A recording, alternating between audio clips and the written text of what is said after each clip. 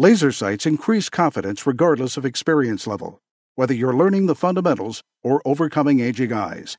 Crimson Trace, making laser sights standard equipment. Visit crimsontrace.com to find a dealer near you. Hey y'all, it's Tom Gresham's Gun Talk. Oh, look out, we're smoking. All right, back with you, Tom Gresham. 866-TALK-GUN is the magic number here. Yeah, I'm buying guns. It makes no sense. Bought 2 this week. I'll be able to take the 10mm out this next week. We'll be doing some guns and gear shooting, doing some videotaping of the show, which will start airing July. The new season starts in July on Sportsman Channel. And, of course, it runs on all the other outlets, let's see, Roku, Amazon Fire, Apple TV, pretty much any places you can see streaming video, you can find us. Just look for Gun Talk. If you're not sure where it is, start off at the starting place, guntalk.com, real simple. And while you're there, sign up for our newsletter. You'll get it once a week. I write a piece in it every week, kind of my random thoughts about this and that. Sometimes it's actually worth reading. Other times maybe not. Who knows? Guntalk.com. Take the 10mm out there. Speaking of which, joining me right now, let's talk about ammo. Boyd Metz's HSM Ammunition. Hey, Boyd, how are you? I'm fine, Tom. It's good to be back with you. And glad to hear you're stepping up to that 10mm gun. Well, I was actually cruising your website looking, man, you got some nice choices for us 10mm fans. We do, as a matter of fact. Our Pro Pistol Hunter, we've been making that and very successful with it. You know, you and I have talked a number of times, and I was thinking today a little bit about our conversations in the past, and it's just amazing.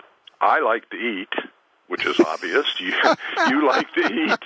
So, you know, it takes good ingredients to make good food. And I thought about that, and I thought, well, gosh, Starline Brass, Sierra Bullets, Hodgdon Powder, Winchester Primers equals HSM quality, and my favorite word, accuracy. But only if you know how to put them together, because you can put together good components and still screw it up if you don't know what you're doing.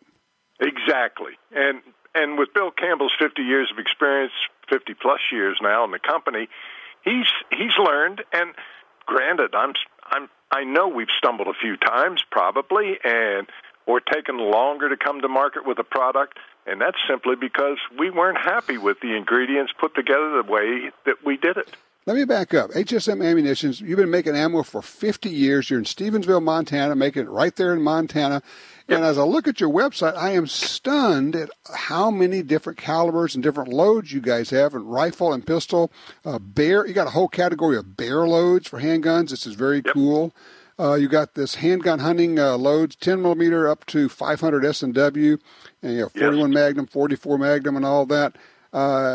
You guys are actually much bigger, I think, than people would realize.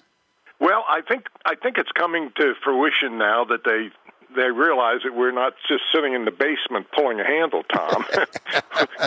You know, we have electricity in Stevensville, and we do turn it on, and the machines run, and we make a lot of ammunition. And we make the bear ammo, we make the Pro Pistol, which we're real excited about that because, you know, handgun ownership is increasing, i.e. you, and just buying at least one that you mentioned this week. And the hunting with handguns continues to increase, and our Pro Pistol line works very well, along with the bear loads. And you mentioned about the bear loads. We also, one of the big sellers in our bear load line is our 4570. You know, really? The caliber has become very, very popular with all the guides and so on and so forth. And it's also a deer caliber, and it also meets the newest criterion in a number of states as being a straight-walled cartridge that can be used for deer hunting. Of course. And, you know, for those who have not shot one, 4570 is just so much fun to shoot. Big old, long, it look like you're sticking a cigar inside of your lever-action rifle. They're just fun. Yes, they are, and they have a great history going back, 150 years, the cartridge. Yeah, I mean, very popular. it's the caliber that George Custer's men had. Absolutely. He wishes he had brought more ammo and brought he should have had the Gatling guns. One at a time, Tom. Let me ask you this. I'm looking at your lineup here of the Pro Pistol, and this is your handgun hunting ammo. Are you seeing an increase in interest in people wanting to take up hunting with handguns? The big calibers seem to be gaining in popularity. A perfect example of that is Magnum Research, who's been around for a long time and known for their 50 AEs and their 44 Magnums. They introduced a caliber called a 429 DE pistol cartridge, and it outperforms the 44 Magnum considerably. And it's a semi-auto pistol. But what's most interesting, it's based on the 50 AE Action Express cartridge, and we load all the ammunition that they sell. Oh. We help them develop the cartridge, and we load the ammunition for them for that particular gun. And at this point in time, we're the sole source. Well, they are. We load it for them, and they sell the ammo. But it's an outstanding performing. So, yeah, I continue to see growth. And the 10 millimeter, as you know, is being more or less reintroduced. I mean, it's been around a long time. But it's just becoming more popular, and more of the people out there that make the 1911 style guns are continuing to bring that caliber back. All right, now let me ask you, I'm going to switch on you because I'm thinking, look at the calendar and thinking this is the time of year when people get all cranked up shooting varmints, little bitty critters, whether it's ground squirrels, prairie dogs, marmots, whatever. What do you guys have in the way of varmint loads, and what are you stuffing these things with? Gosh, we have a full line, starting with actually 218B. I just talked to Bill Campbell last week, and we were loading up a bunch of 218B ammunition, and up through all the 22 calibers, 223. We make what we call the varmint blue, which is a 55 grain bullet. And Tom, this varmint thing, pest, varmint, whatever you want to call it, it's real important because management has become so important, and shooting is probably one of the, if not the most effective way on prairie dogs, because the poisoning thing that they've gone through for years. Yeah, that's just not environmentally sound, and it kills a lot of stuff beyond the target species. Exactly. A great impact. So the hunting has seemed to grow. They're extremely prolific. And I'm looking. I'm at your website for those who want to kind of follow along. HSMammunition.com. One of the things I'm noticing, I'm looking under the varmint category. You're right. You got an insane amount of or number of cartridges. But what's interesting to me is it's not just the standard, 17 calibers. You got like several 17s out there, 22 250s, 223s. But then I keep scrolling down and I've got, oh wow, look at there. A varmint load in the 243, a varmint load in the 25-06, varmint load in the 257 Roberts, the 280 Remington, the 300 Blackout, varmint loads in all these things. That's really cool. Well, Tom, not everyone's like you and I. A lot of people have one, maybe two guns. They might have a rifle. They might have a shotgun. Shut your mouth. I don't even want to hear about such people. Well, neither do I. But for those that are out there and live that two-gun, shotgun, rifle thing, they need an opportunity to shoot more, keep their skills sharp. So we decided years ago that some of these smaller bullets are quite effective on varmints. Oh, yeah. And all size varmints. I'm talking, from prairie dogs to coyotes. So probably the 243 is just as great an all-around cartridge you can come up with. And that's the one that you and I have talked in the past about, that we make a low recoil if you want to get the kids out, the son, the daughter, or if you're just a little recoil sensitive yourself. Our low recoil ammunition is extremely effective and extremely accurate. It ranges out to 250 yards, we recommend. And most of the prairie dog shooting or the coyote shooting, and certainly the large portion of the deer shooting, is done within that distance. Within 250 yards, exactly right. Yes, so I would just offer to folks, if they haven't checked you guys out, hsmammunition.com, the obvious question when people say, okay, this is really interesting, but how do I get it? Well, we have Cabela's, Midway, Bass Pro, your local gun store. Go in and ask him for it. If he says, well, I don't have that, I have this, tell him, hey, I want this. I want HSM. There you go. I want HSM. The store's there to service you, so don't be afraid to ask him. Yeah, just to remind him, which way is the money flowing here? That's exactly right. The guy that walks through the door is the most important person in our industry. So there you go. that's the thing about it. I think I'm actually going to be shooting some of your ammo this week, so I'm looking forward to doing that. Yeah, well, you and I've talked about this, and I reiterate it. Sometimes I get called Mr. Accuracy because that's all I talk about. But you can do the pretty videos and show the bullets blowing up in the gelatin, and I've done thousands of blocks of gelatin. But the bottom line is the stuff has to be accurate. And I go back to our old acquaintance, Bill Jordan. And the same thing that applied to him drawing and shooting a gun applies in our game. And it's speed is deadly, accuracy is fatal. Well, velocity, you hear them touting velocity. Hey, that's deadly, but it has to be accurate. Yeah, Bill said speed is fine, accuracy is final. Exactly right. That's exactly right. The other way I like to say is you can't miss them fast enough to do any good. No, never. One other thing I'd just like to throw out at you here. We came out, and you and I talked about this at the SHOT Show this year, our new hunting load, which is called Tipping Point. Right. And what is Tipping Point is loaded with the new Sierra bullet. It's their game-changer bullet, and they've had bullets with lead tips, and they have their match bullets, and they've just been known to be the king of accuracy. Well, they've continued that when they developed this bullet. And we have loads in 243, 6mm, 6.5, 270, 708, 7 Rem Mag, 308-06, and it is just an outstanding performer.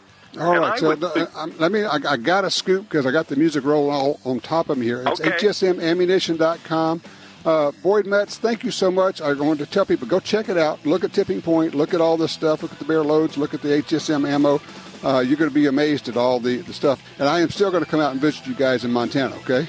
I look forward. Get up there in the air and come visit us. Thank you for your time, Tom. Thanks, Boyd. All right, 866-TALK-GUN. Now we're open lines for you. Anything on your mind, holler at me.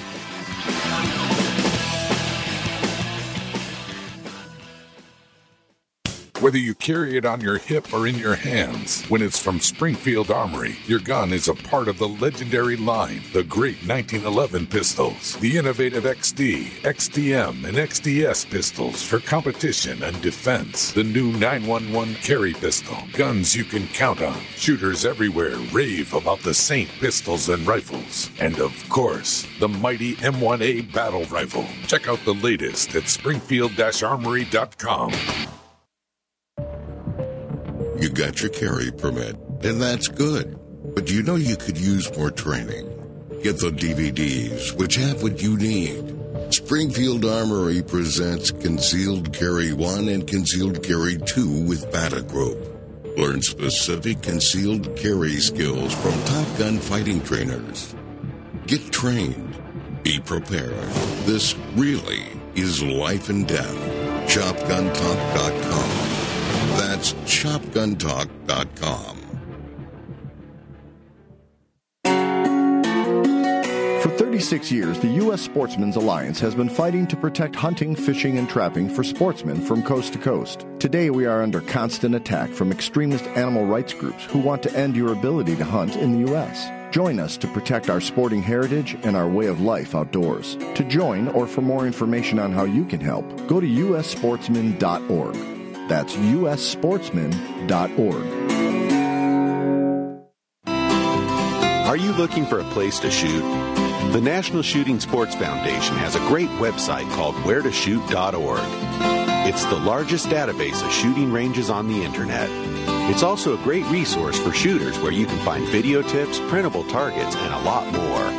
Find it online at wheretoshoot.org. And while you're there, download their free iPhone app.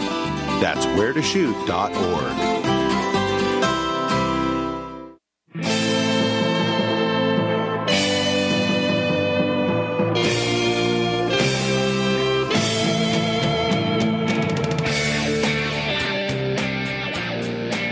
Hey, if you're looking for hats, shirts, cool stuff to wear, cool things about guns and shooting, check out shopguntalk.com, shopguntalk.com. We have my favorite. It's the little trigger circle emblem. It looks cool. A lot of people won't even know what you're wearing. And then when they see it and they finally go, oh, I get it. That's cool. That's a trigger. I see what you've done there. That's cool. Shopguntalk.com. There you go. Oh, yeah, we're doing 2 more weeks, by the way, of the Stuff You're Safe giveaway. Giving away like unbelievable number of guns and cool stuff. Let's see. We got Stag Arms AR-15, Ruger Mark IV pistol, Crossbreed Holsters Carry Pack, ATN's X-Sight. That's pretty neat. And one person's going to win it all. We got FN America's FN 509 tactical pistol, an Auto Ordnance 1911. It goes on and on. There's a Glock 22 in the mix here from Lone Wolf Distributor. It's crazy. Somebody's going to get all these guns and all this stuff. One person's going to win it all. Go to guntalk.com/win, W-I-N. We had Ryan call a little while ago. He was asking about how to inventory or keep a record of his guns. And I was asking for suggestions, and Pat wrote in. He says, several years ago I did just what you laid out. He says, I used Excel, that's the Excel spreadsheet, to list pistol, rifle, and shotgun on different tabs. Also, I use PowerPoint, pictures, and a description of each. I kind of like that. He says, I keep this on a flash drive in my safe. Nothing online. Let me repeat that. Nothing online. Why would you put a list of all your guns online? Yeah, we know how secure online is these days. Said, I leave a copy with my daughter, my one and only child. She lives in a different town. She is my heir and executor of my estate. She will not have to guess what I have. He says, I have about 25 users. He says, 25 firearms. He says, am I a super user? Yeah, there was I can't remember who it was. One of the gun control folks is saying, a lot of gun owners are super users. People that own more than 10 guns. It's horrible. We have to do something about these people. You own more than 10 guns. Yeah, Pat, I'm sorry. You qualify. Welcome to the party. The goal is not to wipe out super users. The goal is to become a super user. Yeah, most of you probably already are. Hey, Dale's with us out of Elko, Nevada. Hey, Dale, you're on Gun Talk. What's going on? Al, I had a question. I got some paperwork from the NRA wanting more money, of course, which they need, saying that they're in risk of shutting down their operations because of all the legality and all the stuff that's going on against them. Have you heard anything, or what's your comments on that? Yeah, there's all sorts of noise about, is the NRA out of money? Are they hurting financially? I don't know, honestly, and I will tell you this. The NRA is really good at asking for money. And people always ask me, why do they do this? It was only one reason, it's because it works. They do need money. You have to have money to operate. Are they at risk of shutting down? I kind of would find that hard to believe, hard to imagine. At the same time, here's the thing. If getting one of those mailers reminds you, I might want to throw $25 or $50 at those guys just to help out, help the cause. There's nothing wrong with that. Now, the other thing is, and people say, well, I get these all the time from them. If you're a member, you can ask them, put me on the reduced mailing list, and they will send you far fewer pieces of mail, asking for donations. So, I don't know. I mean, when you get something like that from the NRA, what is your immediate reaction? Well, kind of hate to send them any more money. I've been a life member for a long time. The reason I did that was so I wouldn't have to keep throwing money in the well that I can buy ammo and guns with. So that's my take on it. Well, and another way to go, and I know there are a lot of people doing this. Some people are saying, okay, I've done my thing. I am a member. I've checked that box. I'm going to throw money at some other groups. Second Amendment Foundation, of course, is one that's near and dear to my heart. I like what they do. There are some others. And, of course, I think very high on the list for everybody should be their state group, whatever state you're in. There's a state gun owners group there that is fighting for gun rights. And you talk about people who need money. They have nothing. I mean, a lot of times they're working on a few $100 or a few $1,000s in their budget, and that's all. We're not talking about millions. We're talking about hundreds and thousands, a few thousand, not hundreds of thousands, but hundreds or thousands of dollars. So I would throw that. And Lord knows, Dale, you've been watching what's going on in Nevada. Your legislature has lost its mind. Well, we've lost our state to the liberals and the left-wingers and all that. I'm just sick about it. And one thing I do support is our state gun rights organization, and they're lobbying right now down in Carson City. But, it's like spitting in the wind.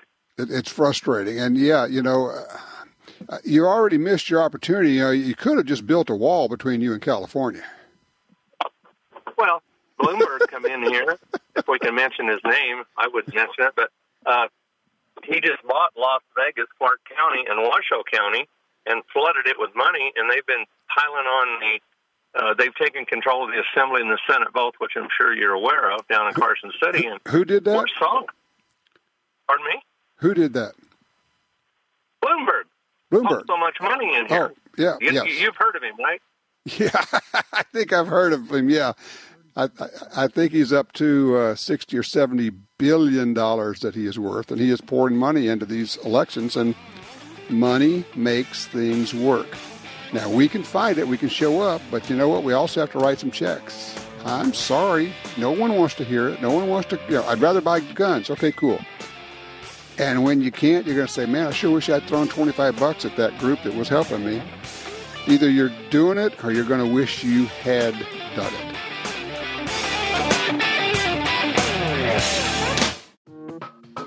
A girl can't go wrong with something in basic black, like an AR-15. Some things never go out of style, like Tom Gresham's Gun Talk. Hey, you know how much I talk about getting training, and I'm such a fan of good trainers.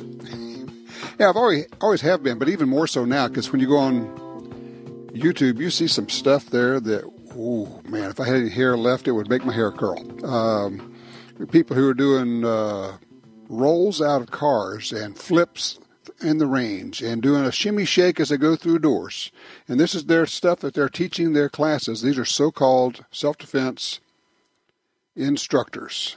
It would just scare me to death to be anywhere close to that stuff. So I love it when I get to work with really good people who are really clear about self-defense training, and you end up always finding out who's the real deal. One of them joins me right now. It's a pleasure. It's been hard to get him on here, but Dave Spalding joins us again. He is a firearms instructor, author of Handgun Combatives, and a whole bunch of other stuff. Dave, I am so glad your schedule cleared, man. Well, I think we could just stop the interview right now after what you just said. I don't think I can top that. Well, I want to know when you're going to have your video of rolling out of cars and doing flips and all the rest of this stuff, man. Never. Never. I can remember the mid-'90s when I was first introduced to the Internet, and I was thinking, this is going to be a fantastic way to exchange information. I was wrong. Because, about 90% of what you see out there is just absolutely awful. And probably 50% of it will get you killed, which is unfortunate because it brings us to a situation, Tom, where we have got the ill-informed being educated by the stupid. And that's unfortunate. Well, one of the things, I love about you is that, and you've been a firearms instructor, you've been a SWAT team leader, you've done all this stuff, you've got all this background, And yet you still put a critical eye on everything that's taught. You say, okay, that sounds good, but let's put it to the test. Does this really work? I mean, I remember when we were first doing video together years ago, and you're showing a way to do a malfunction drill and going, and I said, well, that's not how I was taught. He said, yeah, but try this. And I tried it and went, oh, I think that works better, because you just kept tinkering until you found something that worked. Well, the textbook definition of efficiency is the least amount of time, effort, and energy expended. And we all realize that in a pistol fight, which tends to be a very close quarter situation, you don't have a lot of time to commit that effort. So you need to whittle out all of the garbage. And many of the things we teach as traditional are not really efficient. I think they were taught because that was kind of the way it was done. But it's not the best way to accomplish it quickly, especially if you happen to be on the move. I mean, if you're trying to move laterally or forward, but you're rolling your gun out to the side and you're grabbing it overhanded, it'll create a certain amount of muscular confusion and actually unbalance the shooter. But, when we're doing things where you're standing perfectly still in your preferred stance, a lot of things will work. Yeah, I know that in your classes, you tour the country doing classes, you teach moving a lot. I did a class a couple of weeks ago with Steve Tarani, who's got extensive background in lots of different things, scary dude with a knife and everything else. But over and over and over again, all through this 5-day course, it was like, you have to move. You have to move. Don't stand there, because that's where the fight is. You got to start moving. And it's like I could almost hear your voice in the background, the same thing.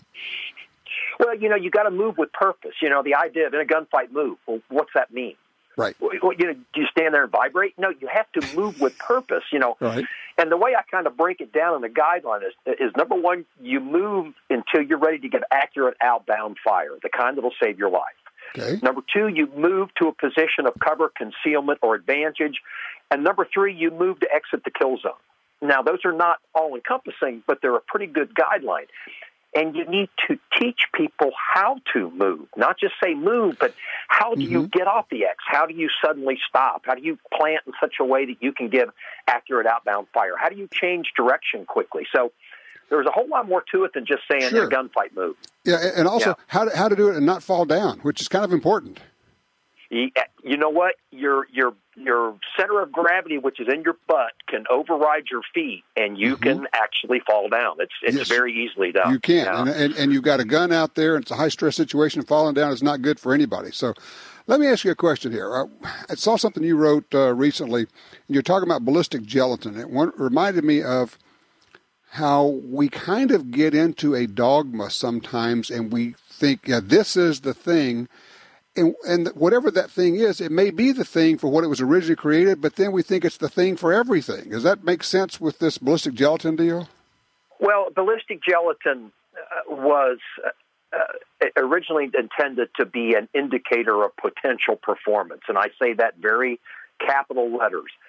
Indicator of potential performance. It was never intended to be human tissue.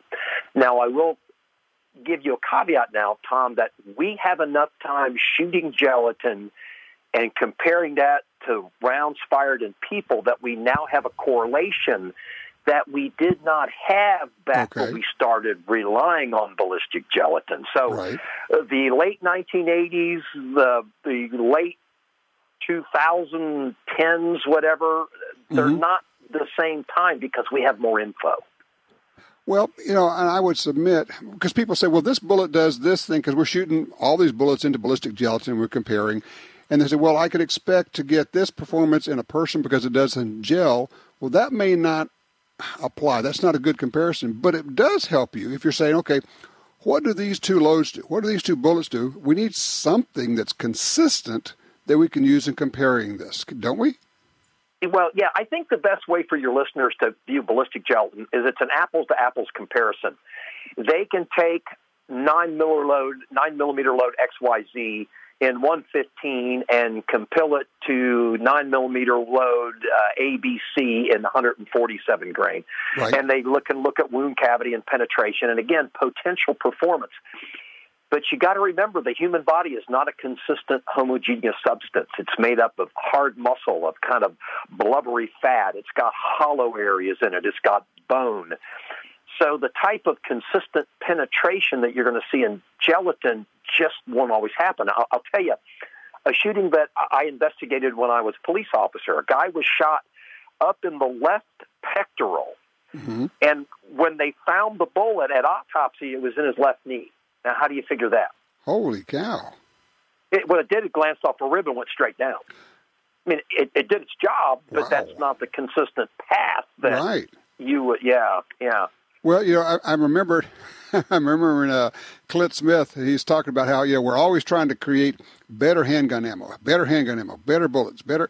He says, the reason we do that is because, and this is the takeaway on all this, is handguns are not really particularly effective at stopping an attacker. It's why we keep working on trying to make them better. Well, they're portable. They're not necessarily effective. Exactly. It makes people nervous when you carry your AR into the Safeway.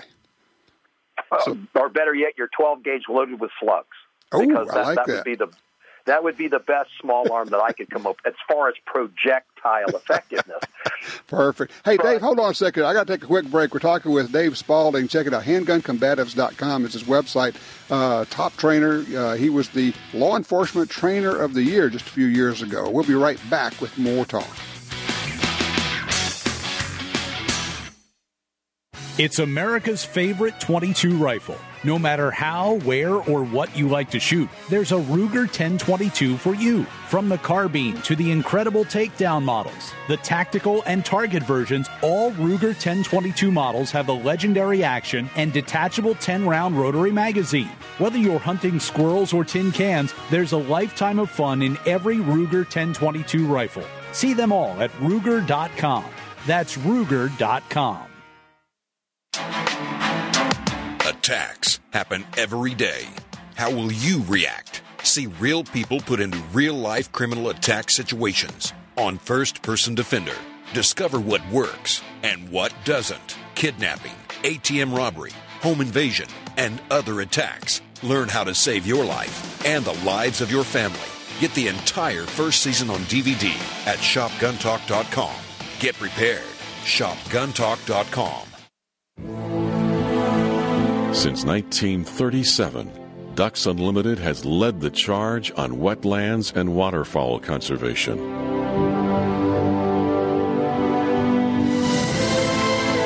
Wetlands reduce the effects of flooding and recharge our drinking water, but perhaps most importantly, they allow us to experience what makes the outdoors so great. Band together to rescue our wetlands. Your everyday carry advantage. The new M&P Shield M2.0 pistol from Smith & Wesson has the enhancements of the M2.0 line with aggressive grip texture and a crisp and lighter trigger pull. Extremely thin and lightweight, you can carry it all day. Also available with an integrated crimson trace laser in 9 or 40. The M&P Shield M2.0. Visit smith-wesson.com.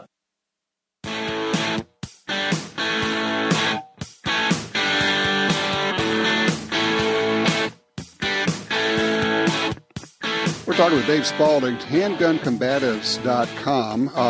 Also, you can check it out. Look at Dave's rants. They're a hoot and a half. Dave, let me ask you a question here. I'm looking at one of your rants here, and you ask the question, you're comparing teaching shooting with teaching gunfighting. What's the difference? It's application. I mean, if you're just shooting, you can just stand there and you can sloppily hold the gun and you can smack the crap out of the trigger, and whether or not you hit the tin can you're shooting at is really irrelevant. The fighting is an entirely different attitude, for lack of a better term. You know, if you do not do this well, you're seriously injured or perished. And you have to get hits on target. You have to have good essential or foundational level skills. You have to do this stuff well, and it's probably going to be in an environment that's less than advantageous. You're probably going to be moving. You're probably going to be screaming. It's going to be filled full of pandemonium. There's going to be people there that should not be in the line of fire but are, and do I need to go on? Your you're quoted as saying, "We must all be active participants in our own rescue." It strikes me that that's more than a thing to do. It's a mindset. Well, it's a lifestyle choice. I mean, think about it.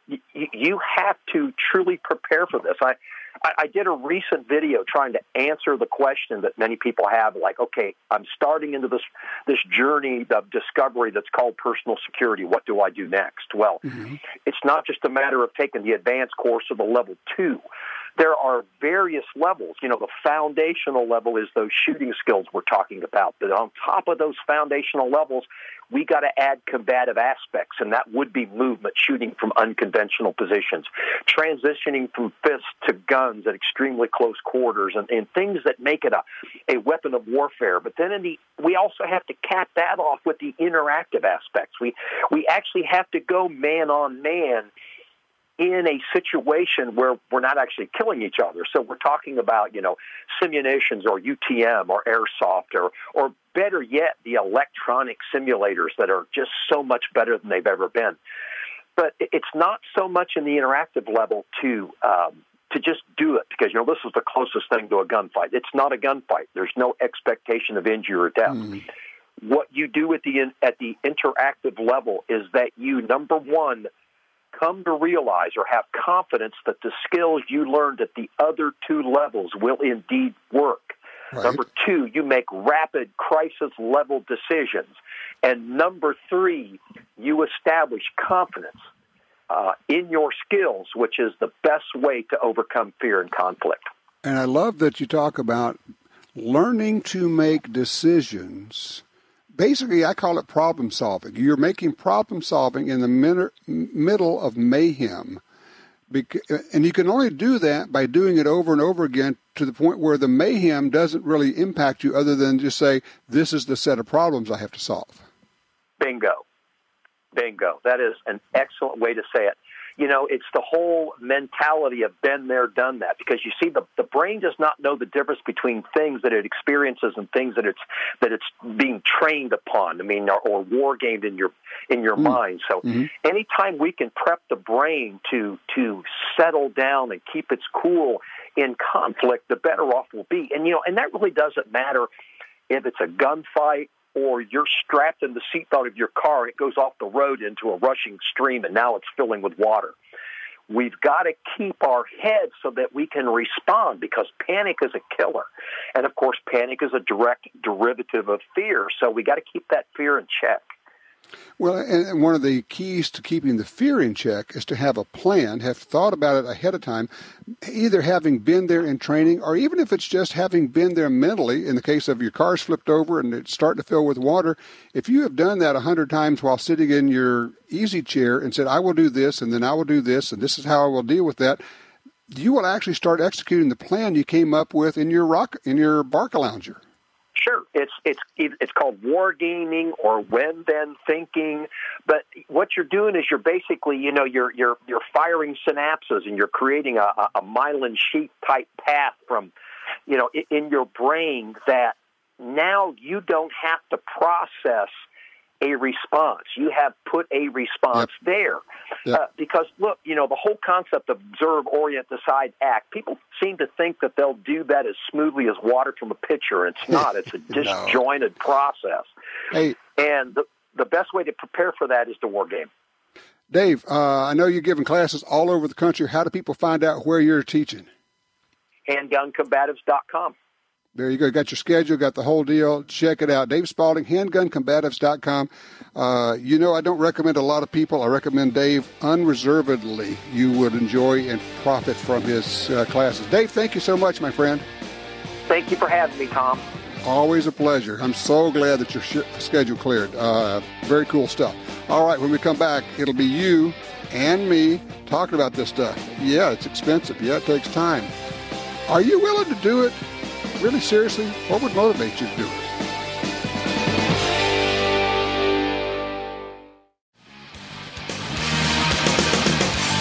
Hey there, when do you want to spot that burglar? When he's casing your home or after he's already in? Ask John. His Blink outdoor camera alerted him of burglars trying to break into his house. He was home with his family. Or Shannon, her Blink camera caught a thief stealing packages. Now, both times, the Blink video clips were sent to the police, and they helped to convict the crooks. Blink motion-activated indoor and outdoor cameras are wire-free, set up in minutes, and run on 2 lithium batteries that last up to 2 years. And Blink's live feed option lets you monitor your home and check in on kids and pets from anywhere using your Blink app. No contracts, no subscriptions, totally affordable. And right now listen up, right now save up to a massive 42% on outdoor cameras, or up to $200 on multi-camera XT systems through April 20th. Thanks to Blink, home security just got easier. BlinkProtect.com/sale. BlinkProtect.com/sale. There you go. I actually just did that. Went on, ordered them. Yeah, I ordered them like everybody else and took advantage of the sale. Pretty cool stuff here. 866-TALK-GUN. All right, let's see. We got stories going everywhere. We had a success. Let me get this one for you. Second Amendment Foundation case out of Illinois. A federal court on Thursday cleared the way for an Illinois rape victim to have her gun in her public housing apartment to protect herself from further domestic violence. It's the latest victory for the Second Amendment Associates and Second Amendment Foundation put this together. Senior Judge Phil Gilbert for the U.S. District Court of the Southern District of Illinois issued a permanent injunction on the East St. Louis Housing Authority's gun ban. Here's the deal. You have public housing, and they said in order for you to live in public housing, you can't have a gun. The judge says this violates the Second and 14th Amendments, letting citizens protect themselves. He ordered the East St. Louis Housing Authority to erase the ban on guns for residents from its lease. This was a lawsuit that was filed by the Second Amendment Foundation and the Illinois State Rifle Association. This woman is a victim of rape. This is a good thing. This is how it works. This is the Second Amendment activism functioning. But, and I know, here it comes again, right? It costs money.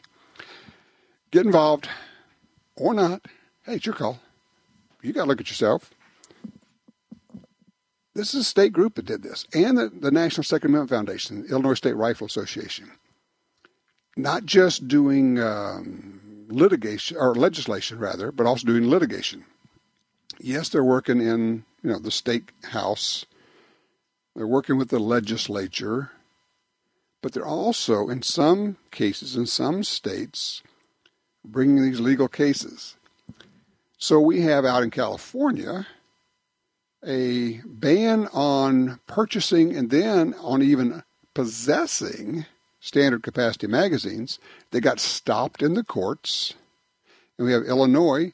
We have a ban on owning guns in public housing that got stopped in the courts because sometimes we have to use the courts to override what our idiot legislators and Congress folk do. A lot of them don't really care about your rights, and they will pass laws that strip you of your rights. At that point, we have several courses of action. One, of course, is to start voting and vote these people out of office and put in the right people. The other, of course, is to challenge the immediate issue, which is go to court and get it declared unconstitutional. I am hopeful, I don't wish any ill will or anything on anybody, but I sure hope Ruth Bader Ginsburg decides to retire very soon, and we get another bite at the apple of putting a justice on the Supreme Court. I got to tell you, that is Donald Trump's biggest benefit to us, and for those who say he's not truly pro-gun, give me a break. Judges, justices, I don't have to go any further. 866-TALK-GUN. This is Gun Talk.